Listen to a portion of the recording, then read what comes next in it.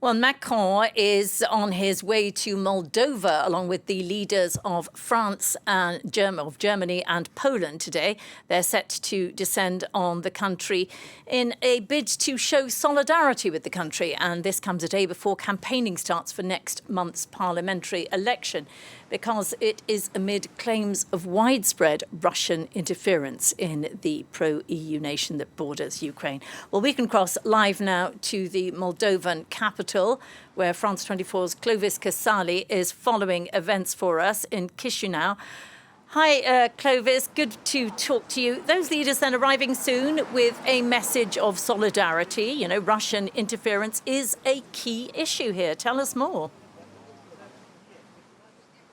Indeed, and the first part of the visit of French President Emmanuel Macron, German Chancellor Friedrich Merz, and Polish Prime Minister Donald Tusk will be here at Moldova's presidential palace, with statements by the three leaders set to reaffirm Europe's support for Moldova in the face of Russian interference. In all minds, of course, the parliamentary elections coming up end of September, with reports of widespread interference by Russia. Moldova's President Maia Sandu saying that yet again Moscow is spending tens of millions of euros to bribe voters, to organize demonstrations, encourage opposition parties, and also organize smear campaigns online against the pro-European party.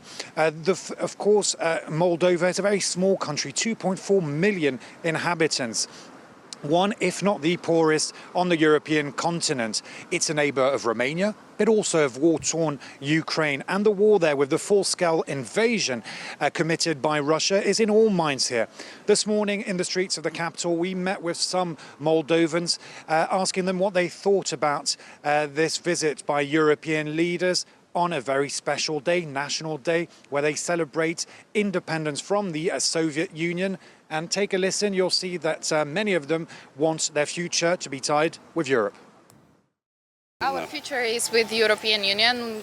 If we will not have the European Union support, and if Russia will somehow get into our politics, it will be like, I don't know, it will be the end of Republic of Moldova, because they do not consider us to be an independent country, an independent nation, and they consider us to be part of them and their territory, which historically is not accurate. So I think for Moldova it's very important, the support of Europe, Germany, France, everyone. The thing that all the European leaders are coming here, it shows that they support us, and it's really great that Maia Sandu, our leader, is working hard to promote our country.